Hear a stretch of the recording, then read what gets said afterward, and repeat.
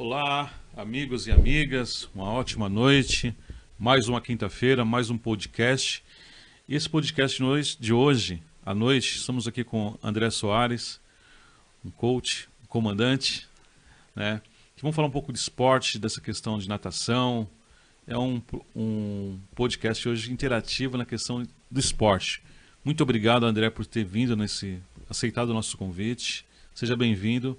Eu gostaria que você fizesse uma breve apresentação sua, né, e da sua vida através do atletismo do esporte. Obrigado, boa noite a todos, boa noite a todas. É um prazer estar aqui.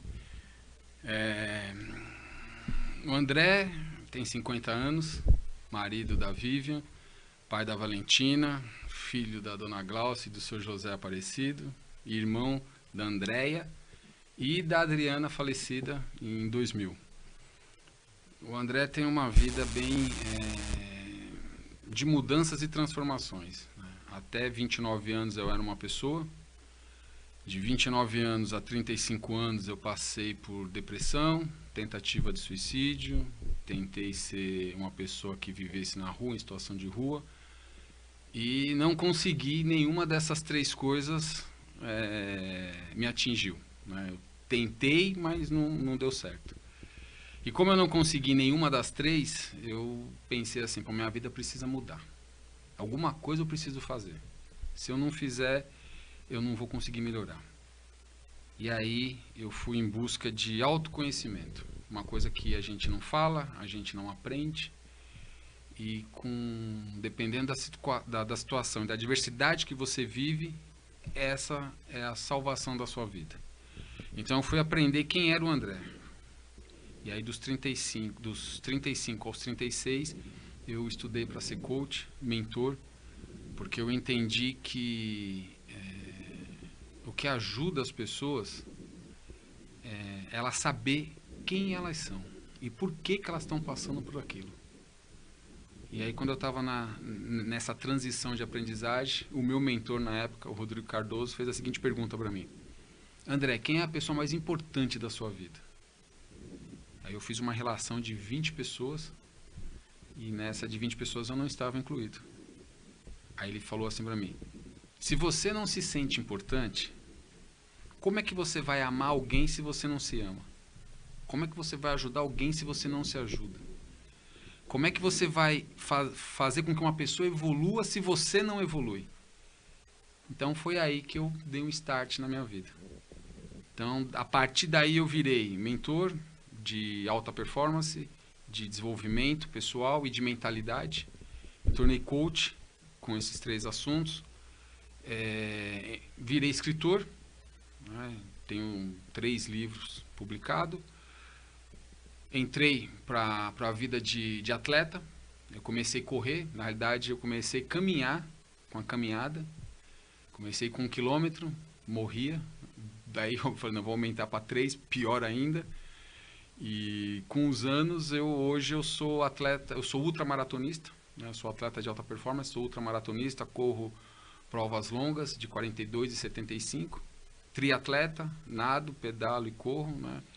Então, e com essa parte do esporte, eu fui me construindo como a pessoa que eu sou hoje e com um propósito de vida, que é ajudar as pessoas. Eu quero ajudar 2 milhões de pessoas. Como ajudar? Ajudar elas a salvar elas delas mesmas. André, me fala um pouco dessa experiência de ser morador em situação de rua. Quando eu decidi ser, porque assim, quando a gente decide as coisas, porque a gente abandona a nossa vida, a gente não tem mais amor pela vida. E naquele momento, eu entendi que era o seguinte, eu era um peso na vida das pessoas. Se todo mundo falava que eu era uma pessoa ruim, eu acreditei nisso. Eu sabia que eu não era. Uhum. Mas todo mundo falava que eu era ruim, que eu fazia aquilo, que eu deixava de fazer. E o que a gente acaba fazendo? Quando você está com mentalidade fraca, você acredita no que as pessoas estão falando. E elas estão falando de você. E você sabe que você não é, mas você, fraco, acredita. Então eu acreditei que eu era um peso na vida das pessoas. Um peso para minha mãe, para minha família, para os meus amigos que eu não tinha mais. Que os amigos sumiram, todo mundo fala que é seu amigo, mas no momento de dificuldade é você com você. E aí eu lembro que ali na Celso Garcia, tinha um alojamento, um acolhimento, que é na época da prefeitura da Marta. A Marta fez ali um galpãozão, um puta galpãozão, e ali a pessoa entrava às 7 da noite, dormia, e 7 da manhã saía.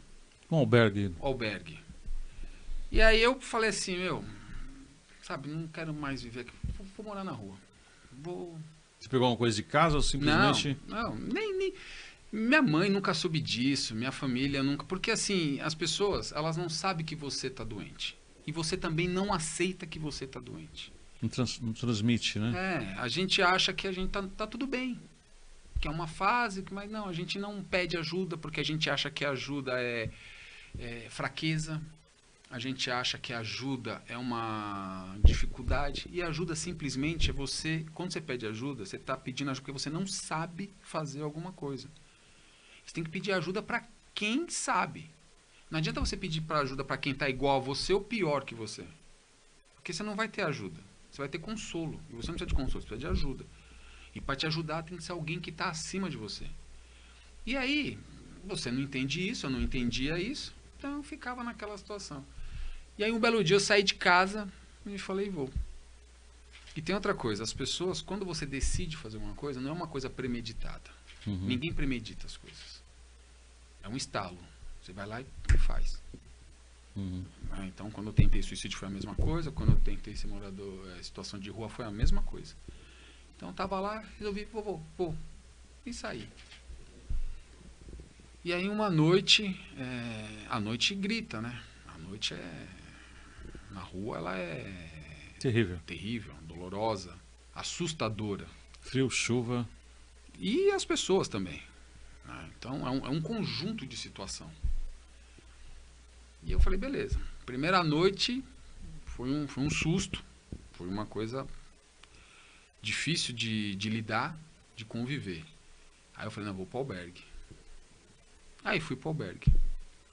Quando eu cheguei no albergue, a mulher de cabeça baixa, na porta, né, que ela só anotava o nome de quem falava, de quem sabia o nome que desse. Ela anotava lá e falava. Você vai fazer isso, tal, e nem olhava na sua cara.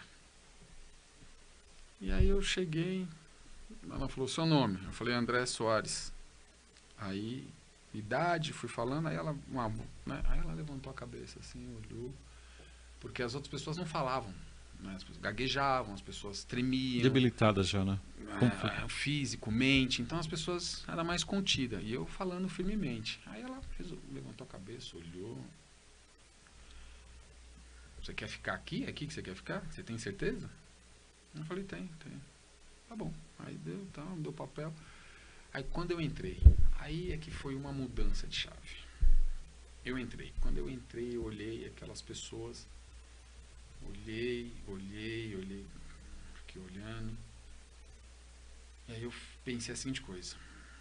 Eu tenho que ajudar essas pessoas. Eu não posso ser uma dessas pessoas. Eu preciso tirar essas pessoas. Eu preciso ajudar essas pessoas. Como eu não sei. Mas eu não posso ficar aqui. Aí voltei, entreguei o papel para ela e falei assim, eu não vou ficar não. Aí voltei para casa. Sou budista, né? Pratico o budismo de Nichiren Daishonin, e a gente tem um mantra, uma oração que a gente chama de Daimoku. Então, é o Nam-myoho Renge-kyo. Aí, dali até minha casa, eu fui andando e orando, fazendo Daimoku. Para ter sabedoria de como eu poderia ajudar aquelas pessoas e não ser mais uma daquelas pessoas à mercê. Então, esse foi a minha mudança. Eu não virei uma pessoa de situação de rua justamente por causa disso.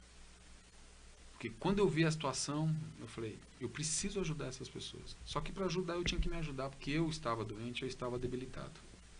Então foi aí que eu fui buscar ajuda, foi aí que começou todo o meu processo, não de mudança, porque a mudança já passou. Aí foi de transformação de vida. Encontrou um caminho. Aí eu transformei minha vida. Passei daquele momento de dor para um momento de experiência e de sabedoria de como ajudar as pessoas. E aí eu fui em busca de conhecimento, aprendizado.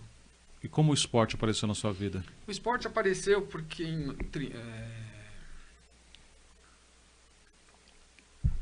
Nada combinado. Ou seja, e é água, hein?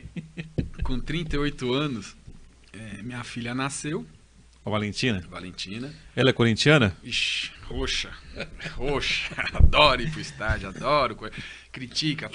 E é uma coisa muito interessante porque eu não ensinei. Uma coisa que a vida também me mostrou, o quanto que você influencia o seu ambiente.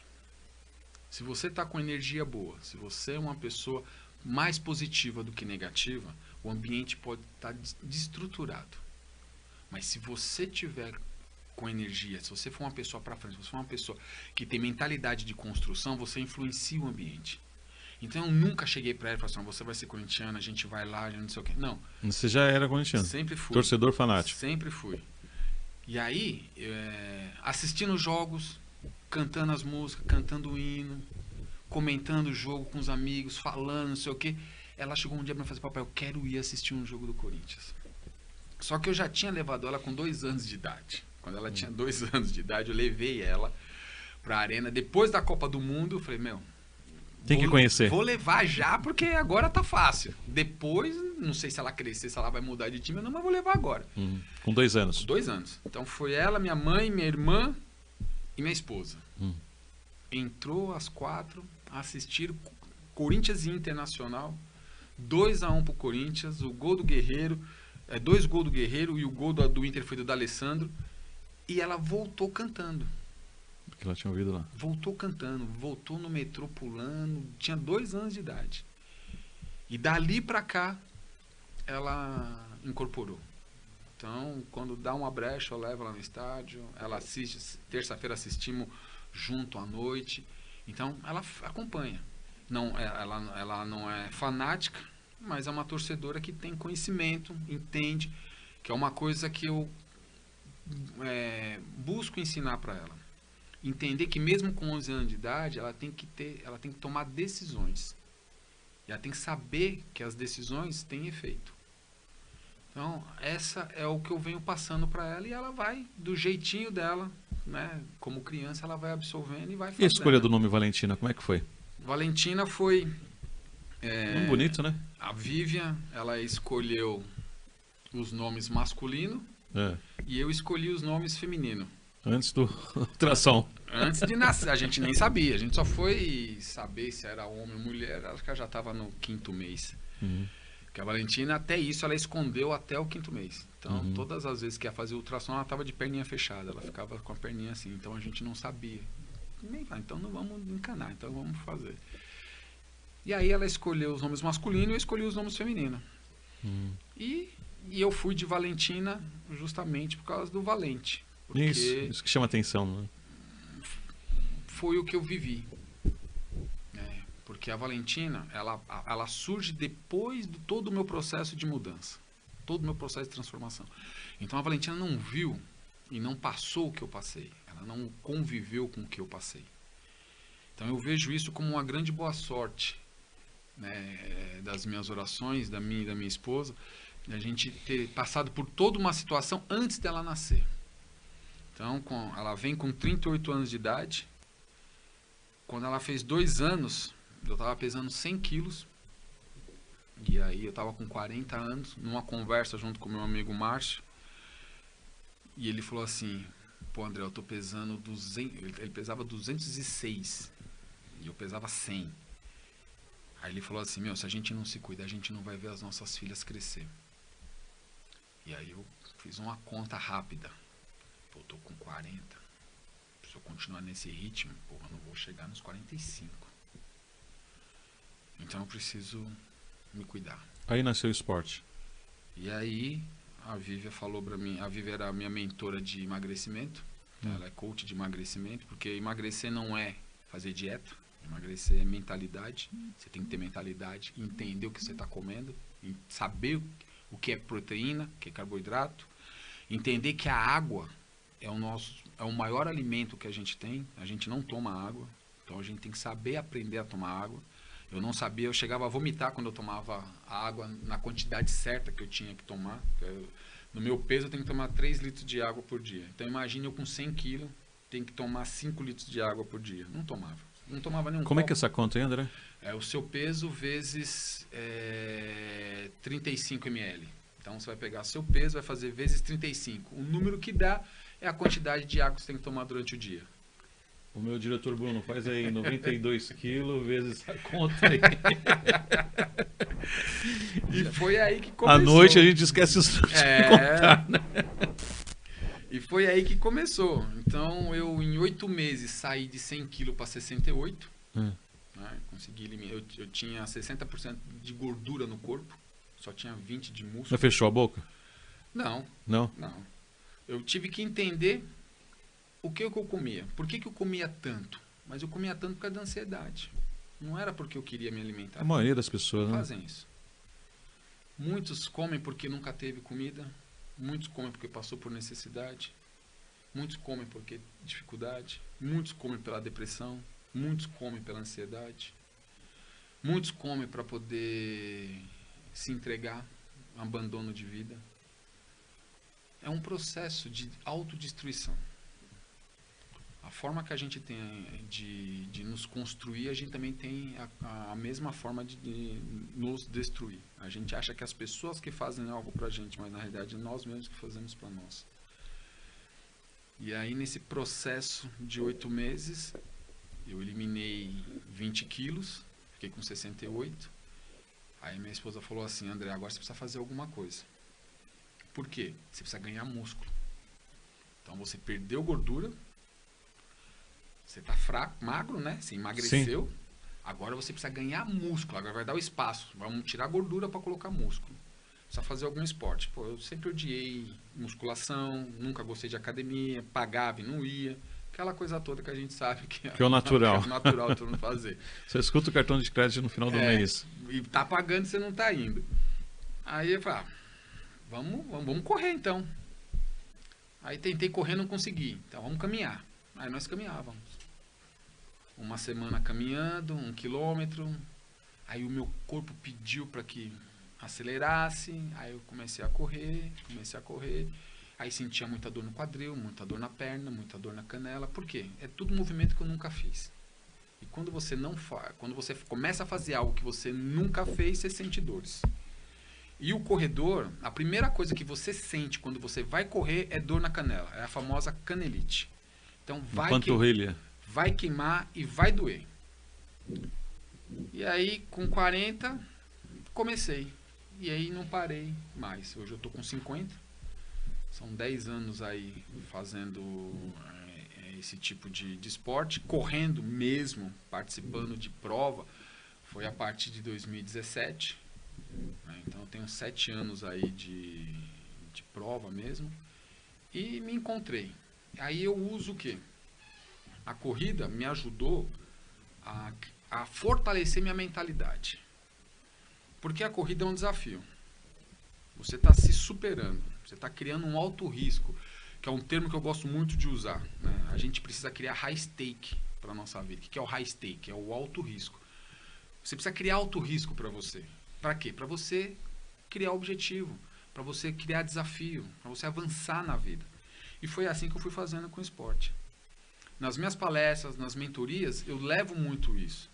Porque a mentalidade muda quando você começa a fortalecer. Quando você tem um propósito. Quando você tem... falar de vida por si só, a vida não tem sentido. Se você falar só de vida, a vida não é... A vida a gente não sabe nem quando começa, nem quando está no meio, muito menos quando termina. Porque a relação da vida nossa é de existência. A gente nasce, cresce, envelhece e morre. Todo mundo vai passar por isso. É um ciclo, né? Não tem o que fazer. Rico, pobre... Todo mundo vai passar por isso. Então eu preciso entender o que eu estou fazendo nessa existência. Então a vida ela só começa a ter sentido quando você dá um propósito para ela. O meu propósito aconteceu com os 35 anos de idade. Quando eu transformei e falei, agora eu quero ajudar as pessoas. Então eu coloquei um propósito disso. Então tudo que eu faço hoje na minha vida é para ajudar as pessoas. Então as mentorias, as palestras, os livros, que eu me tornei escritor também depois desse processo, a corrida, né? As minhas redes sociais é toda voltada para isso. É para ação. Porque não adianta você só ter motivar. Porque quando você se motiva, você fica, pô, é isso que eu vou fazer. Mas a gente tem a dificuldade do quê? De entrar em ação. Por isso que chama motivação. Então você tem que ter um motivo para entrar em ação. E normalmente a gente só cria motivo quando a água bate na bunda. Quando você está com dificuldade, quando você está no fundo do poço. Quando você se acha num lugar que você não tem mais saída. Aí você vai buscar o quê? Uma ação para aquilo. O que eu quero? O que eu estou levando para as pessoas? Qual é o meu propósito? É fazer com que você entenda que você não precisa estar no fundo do poço, como eu fiquei, para querer mudar. A mudança pode ser em qualquer momento. Só que a mudança não é do passado, a mudança não é do futuro. A mudança é agora. Se você não entender a sua realidade agora, o que você está passando agora, você não consegue enxergar um propósito. Então eu passei 34 anos fazendo as coisas que as pessoas queriam que eu fizesse para elas. É uma coisa natural que a gente também vive. A gente se doa para as pessoas, a gente constrói sonho das pessoas. Esquece dos nossos. E esquece dos nossos. E vai abandonando os nossos. Porque isso é um ciclo natural.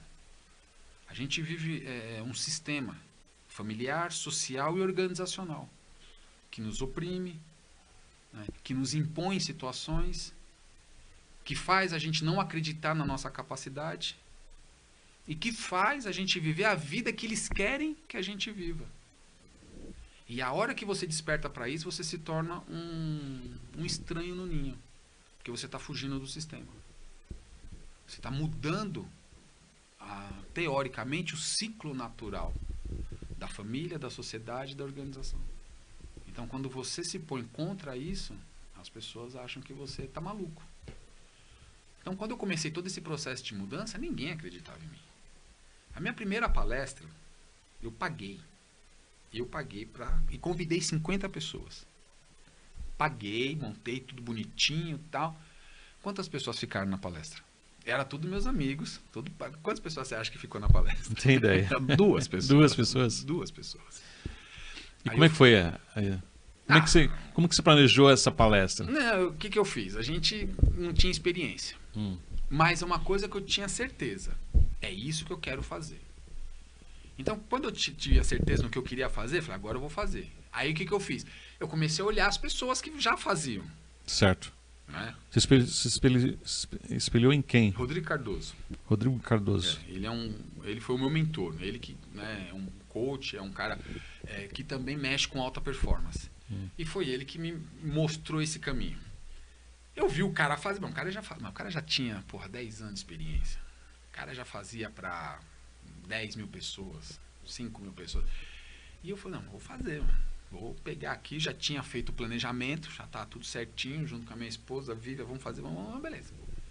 Ninguém vai vir, então vou pagar e vou convidar. Então, peguei o hotel bonitinho, com tudo certinho, como é feito. Como é feito.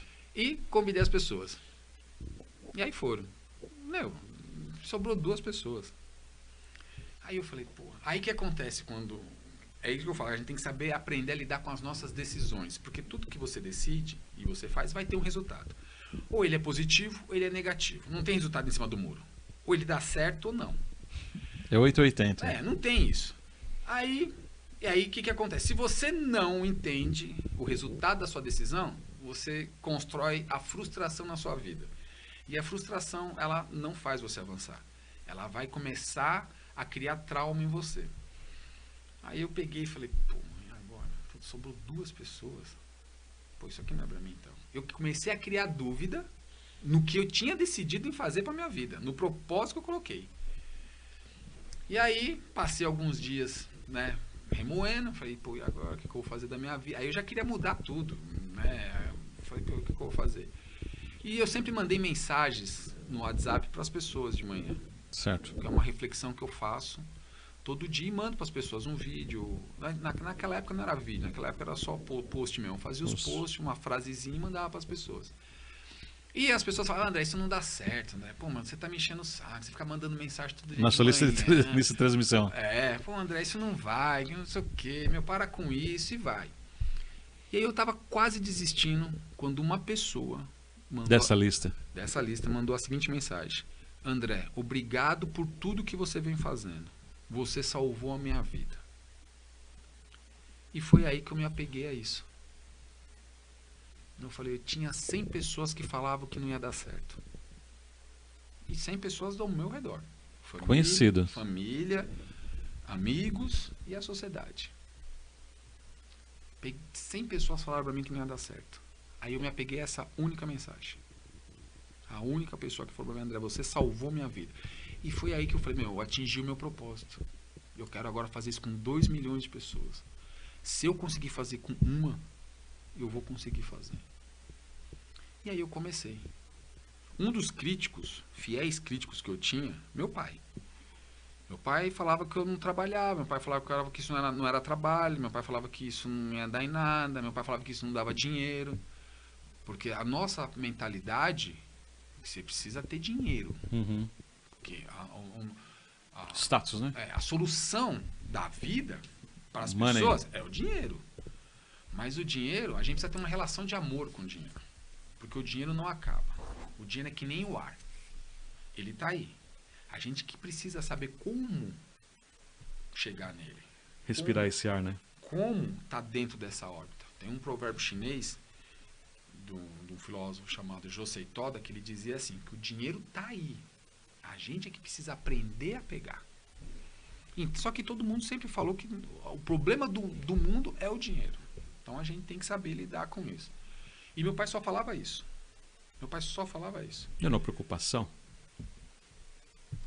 Sim, porque ele foi criado assim. Uhum.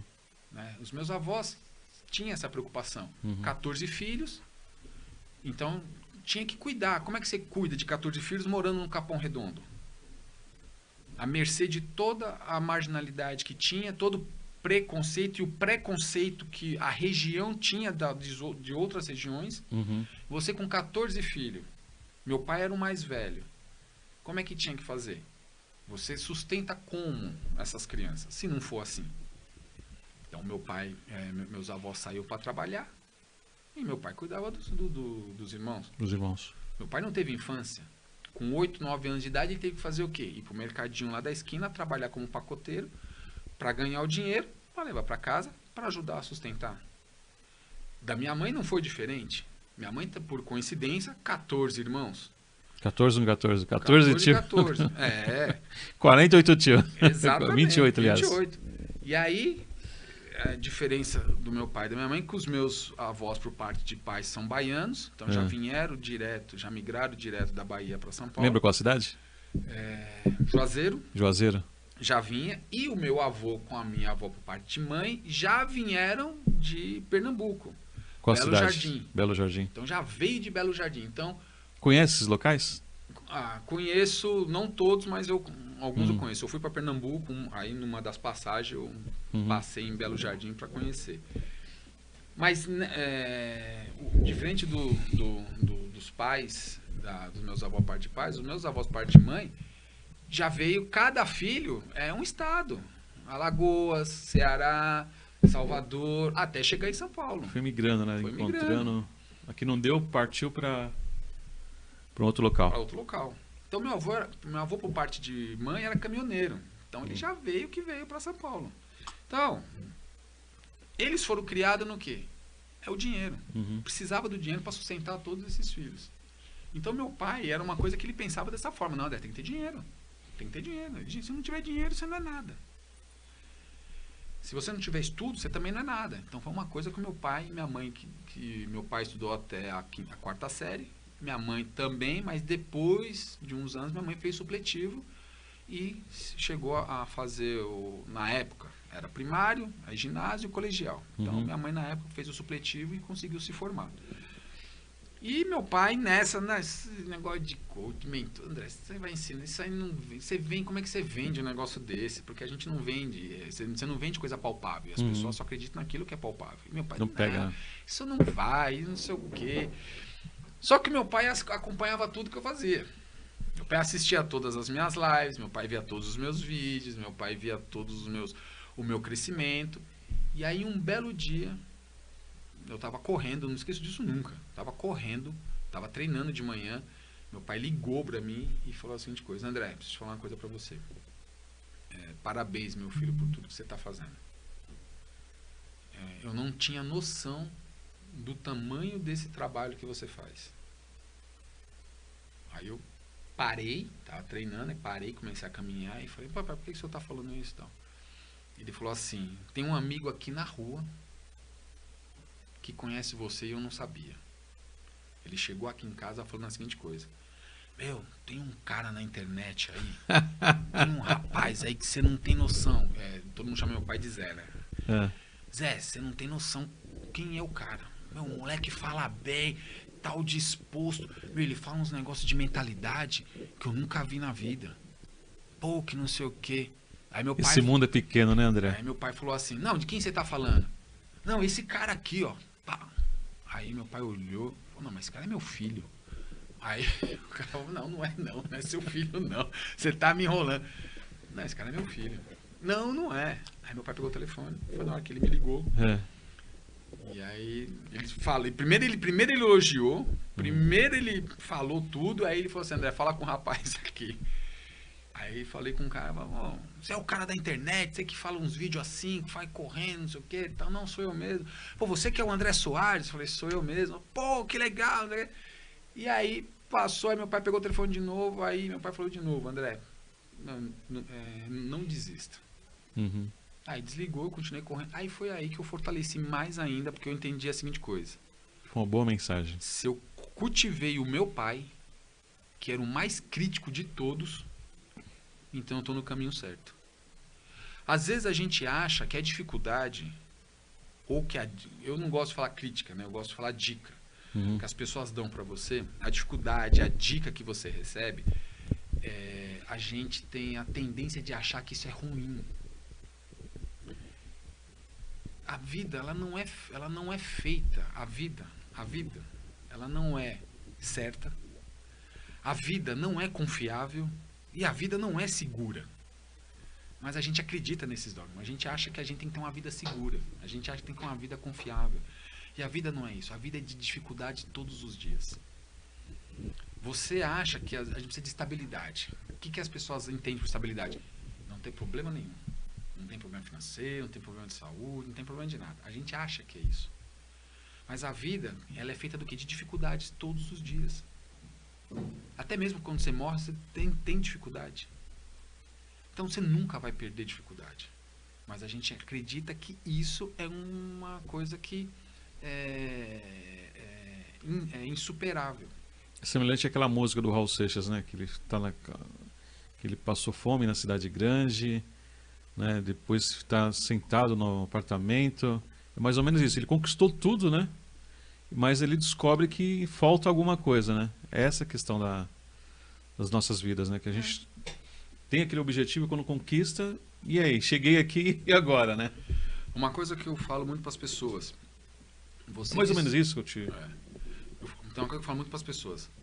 Você descobre a felicidade quando você aprende a conviver com você sozinho. O bem material, ele é necessário para a nossa vida. Mas ele não é essencial para a nossa vida. É porque todo mundo vive, né? Com muito, com pouco, mas todos... Vive. O bem material é conquista sua. É um direito seu. Se você fez uma faculdade, conquistou, é um bem material, mas você conquistou um direito seu. Ninguém pode tirar isso de você. Mérito, né? Mas esforço. Mas isso não é o essencial. Porque tem muita gente que não tem diploma e é muito bem sucedido na vida. Muita gente que se esforça, muita gente... Meu pai, por exemplo, meu pai não tem diploma. Mas meu pai faz coisas que eu nem imaginava que poderia fazer. Minha mãe não tem diploma e faz coisas que eu não imaginava que podia fazer. Então a sociedade ela prega certas coisas e obriga e oprime você sobre isso. Mas a gente tem que entender que tudo isso faz parte do conjunto da vida. Agora, como é que você se encaixa? Como é que você se vê dentro disso? Qual é a relação que você tem com isso?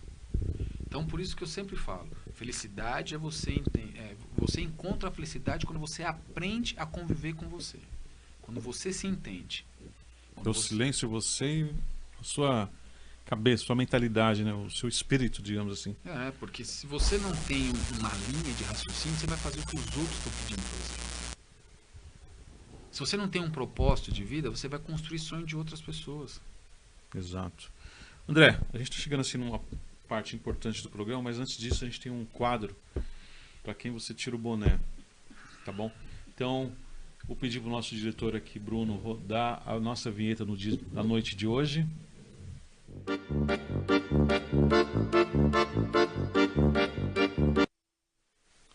E agora a gente tem aqui, deixa eu ver, 4 números. Aí de 1 a 4 você vai falando esse número, vai aparecer uma imagem aqui na tela e você faz um comentário. 3. 3. Um dos números ímpares.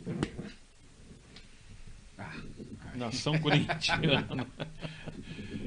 Você tira ou não tira o boné? Vou sempre. Tem uma frase que eu aprendi com o Corinthians que é o seguinte: você não vira corintiano, você nasce corintiano. Então, não é uma paixão que meu pai cultivou. Meu pai participou da fundação da Gavião em 68. Meu pai estava no título de 77. Meu pai me levou para o estádio em 80 para ver Corinthians e São Paulo, 3-1 para o Corinthians, campeão paulista. E eu tinha... Onde você estava quando o Corinthians caiu para a segunda divisão? Aquele domingo. Estava em casa com a bandeira do Corinthians e recebendo a ligação da turma toda. Do Brasil. Da turma toda alugando. Então... Foi 2 momentos, né? A queda e a volta, né? A volta, nós tivemos o Ronaldo, fomos campeão da Libertadores, campeão a grade mundial, lá de Presidente Prudente, né? A grade. Eu tenho muitas histórias boas e ruins com o Corinthians. Então, são 50, são 40 anos de histórias.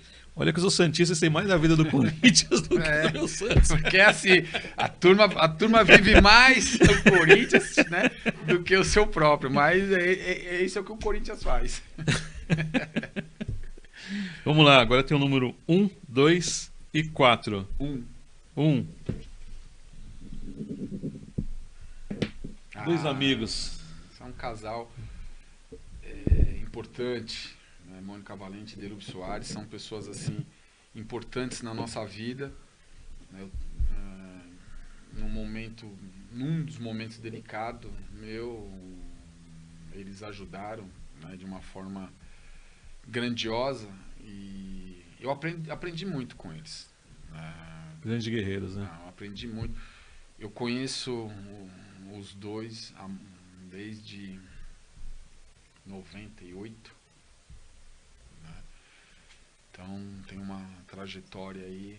São pessoas que, depois dos meus pais, são eles, né? Depois da minha família, são eles. Vamos lá então, você tira o boné para esse casal maravilhoso. Sim. 2 combatentes, né? Para Mônica Valente e para o Delúbio Soares. São 2 amigos, né? 2 grandes amigos mesmo. A Mônica e o Delúbio são pessoas assim que eu guardo no meu coração e sempre vou carregar junto. Bom, agora tem o número 2 e o 4. 2. Partido dos Trabalhadores, PT. Partido dos Trabalhadores. Meu pai me ensinou tudo sobre... do jeito dele, mas meu pai lutou na ditadura, meu pai é negro, perseguido. E uma coisa que a gente precisa aprender na vida é ter lado. Uhum. E eu tenho lado. Meu lado é do lado esquerdo, vermelho. Coração. Você não tá falando do coração. E petista. Uhum. Eu sou petista desde meus 18 anos de idade.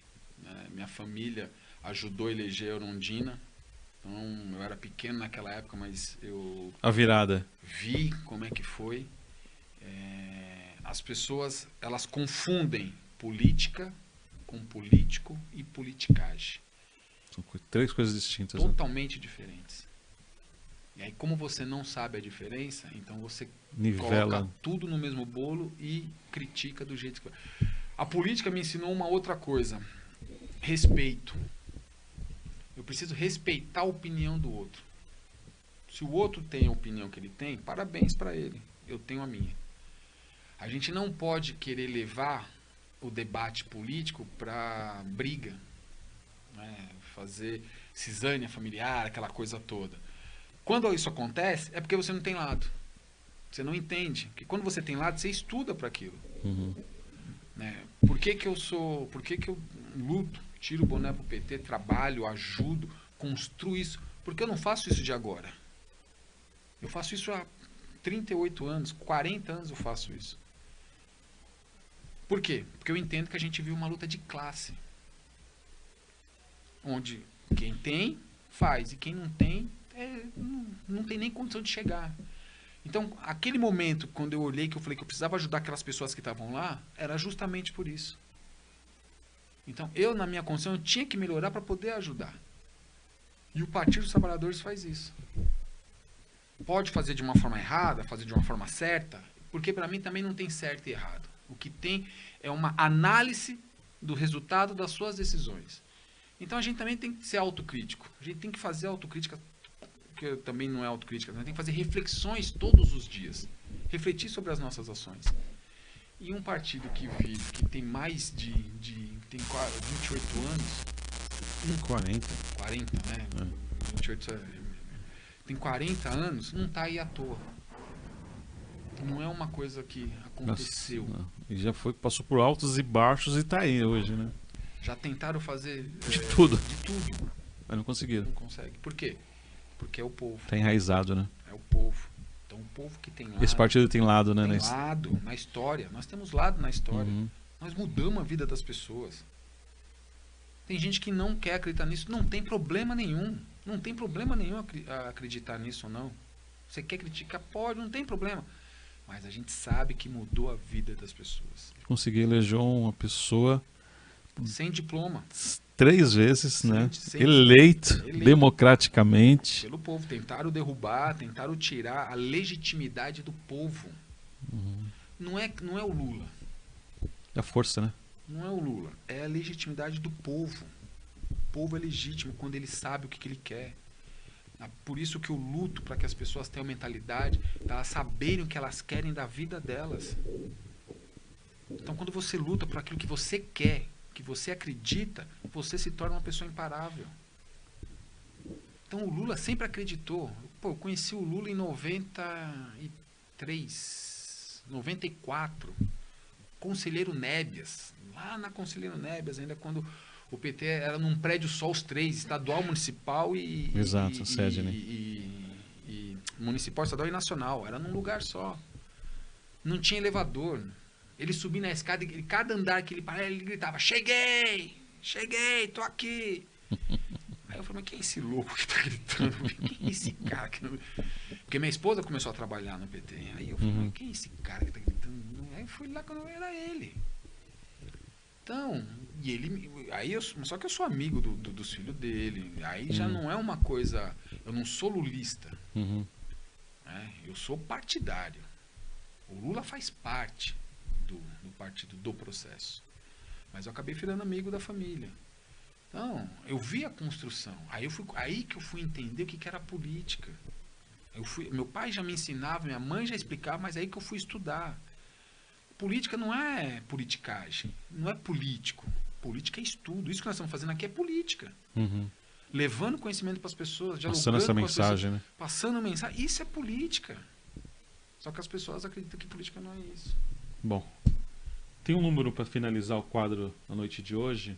4, né? 4.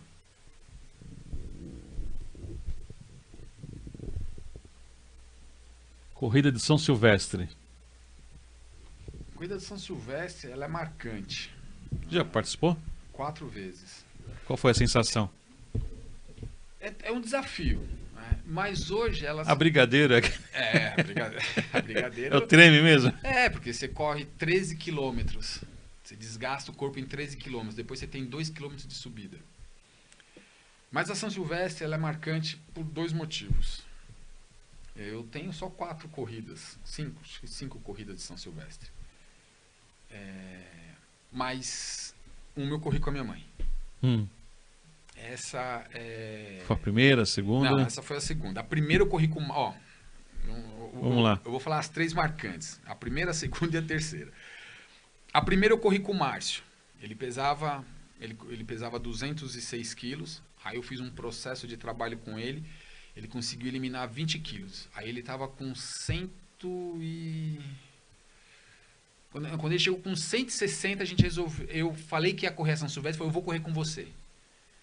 Aí eu falei: pô, então ferrou. porque não vai correr. Ele não corre, ele vai andar. Aí eu tinha treinado para correr. Falei, tá bom, você vai fazer? Bom, então vou junto com você. Então vamos juntos os dois. Fizemos em 3 horas e 33 minutos e 33 segundos. Foi cabalístico o número. Quando passou de baixo, estava lá 3 horas, 33 e 33. A primeira. Baixo de chuva. Os caras fazem... Quem é atleta mesmo, faz a São Silvestre em 38 minutos. Quem é semi-atleta, faz a São Silvestre em 1h10, 1h15. Normal... Se faz a São Silvestre 1h30. Pô, nós fizemos em 3 horas e 33. Fomos os últimos a cruzar a linha de chegada. Aí no segundo ano, ele, não, vamos de novo. Ah, vamos que não sei o que, agora eu tô melhor. Aí ele já tinha perdido mais 20 quilos, tava com 140 quilos. Vamos fazer, vamos. Tá bom, vamos de novo. Aí fizemos de novo. Aí nós baixamos em 2 horas, fizemos em 2 horas e 36 minutos e 20 segundos. 2 horas, 36 e 26. Aí, porra, que legal. E aí, quando eu falo de ambiente, com essa parte do atletismo, sabe, de ficar correr e contagiar as pessoas, minha mãe, que já corria, mas não competia, eu falei, mãe, vamos lá. Vamos participar, vamos. É quanto? É 15. Ah, mas eu corro 11. Não tem problema. Vai dar certo. Vamos fazer? Vamos fazer. E aí foi emocionante, porque, porra, com a minha mãe, pô, e a São Silvestre tem 30 mil pessoas, pô. Não é uma coisa, não é uma provinha qualquer. É, pô, 30 mil pessoas. Aí começa, minha mãe correu bem 8 quilômetros. Aí quando chegou ali na Duque de Caxias, no terminal Princesa Isabel, ela sentiu o pé queimar. E aí eu já tinha experiência, aí encosta aqui, peguei um copo d'água, abri e molhei o pé dela, porque eu sabia que era. Era o calor, queimando no asfalto, bate no asfalto e vem pra borracha. E se você não tá com um tênis apropriado, vai esquentar e queima o pé. E aí já molhei o pé dela e tal, e vamos que falta pouco. Pouco? Faltava pouco. Nós estávamos no 8º quilômetro, falei, falta pouco. E incentivando, e vamos, e ela no jeitinho, eu acompanhando, e ela feliz, aquela coisa. E quando a gente chegou na Brigadeiro, que ela olhou, ela falou, meu filho, meu Deus, o que é isso aqui? Porque é um mar de gente. Porque quando você corre devagar, que não correu, andei com o Márcio na primeira vez, você corre sozinho, porque não tem mais ninguém, todo mundo já foi. Então você não vê nada disso. Na segunda vez, a gente acompanhou um pouquinho mais, não fomos os últimos a cruzar, mas não tinha um margem. Agora, com a minha mãe, não. Com a minha mãe correu mais. A gente fez em 1h57. 1h58. É aquilo que você disse, quase semi-atleta, né? É. Fez quase 1h58. Mas quando chegou na Brigadeiro, que você tá lá embaixo, que você vai subir ela, você tá no Teatro Renault, que você olha assim, é um mar de gente. Minha mãe falou, gente, o que é isso? Eu falei, então, o que tem na frente é o que tem atrás. Eu falei, não pode parar. E aí a gente subiu. E aí foi super emocionante, sabe? Ver ela cruzar, ver ela poder participar disso. Esse ano mesmo, eu fiz uma prova à noite, aí minha esposa, a Vívia e a Valentina estavam presentes. Era de só 12 quilômetros, aí eu consegui fazer em 1 hora, 58 minutos, eu corri 12 quilômetros. Aí quando eu tava chegando na linha, quando eu tava chegando para cruzar a linha de chegada, minha filha sai assim, papai, vou cruzar com você. E aí foi super emocionante, porque você Mexe, olha, né? mexe, ela veio, aí a gente cruzou a linha de chegada junto, ela pegou a medalha, comemorando, papai, consegui. E foi em frente ao Pacaembu, que foi uma outra história, né? A gente que é corintiano, a história. Então foi tudo uma coisa. Então tudo que retrata é tudo memória que a gente precisa cultivar. A nossa vida é feita assim. De momentos, né? Como esse, né? Momentos. Então você tem que valorizar os momentos bons e os momentos ruins. Pode ser ruim, mas tem que tirar de lição dos momentos. O que você aprende com isso? O que você está tirando de bom nisso? Está com essa dificuldade? Tá, o que eu posso melhorar? Aonde eu posso melhorar? Se não for assim, a gente vive uma vida de zona de conforto.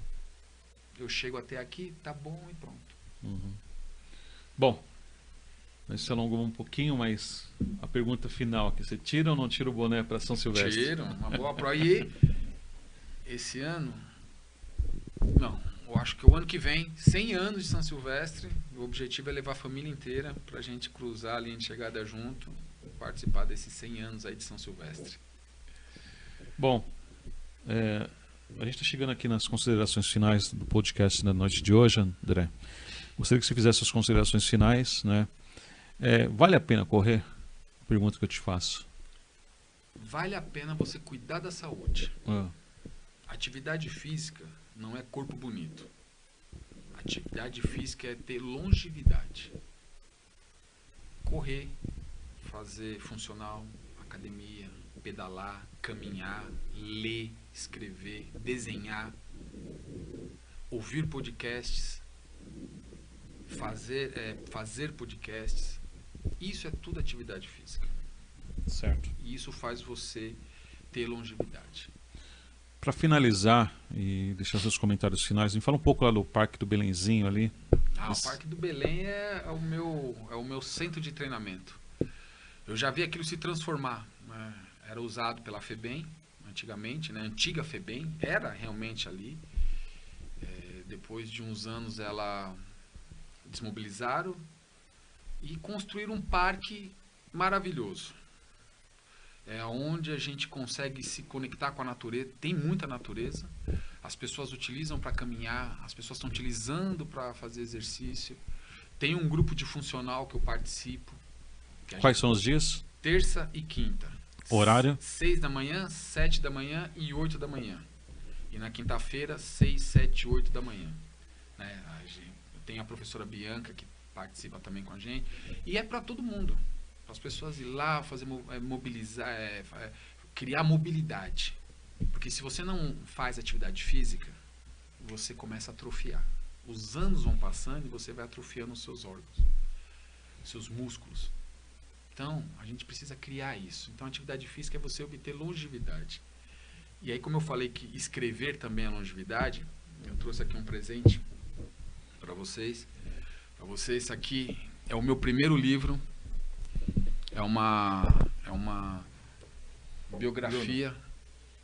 É uma biografia do Sidney Paixão Antunes, morador do Ermelino, amigo de anos. Infelizmente faleceu em 2021 pela Covid. Mas é uma história de luta e superação. Então, esses Obrigado. 7, A Última Chance, é um livro que mostra aí a luta pela vida. Esse foi meu primeiro livro.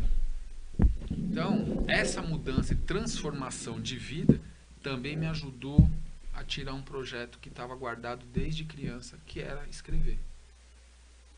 Então, me tornei biógrafo com esse livro e tenho um livro que eu conto a minha primeira maratona, um livro que eu conto que se chama Veia de Campeão, que é essa da minha primeira maratona.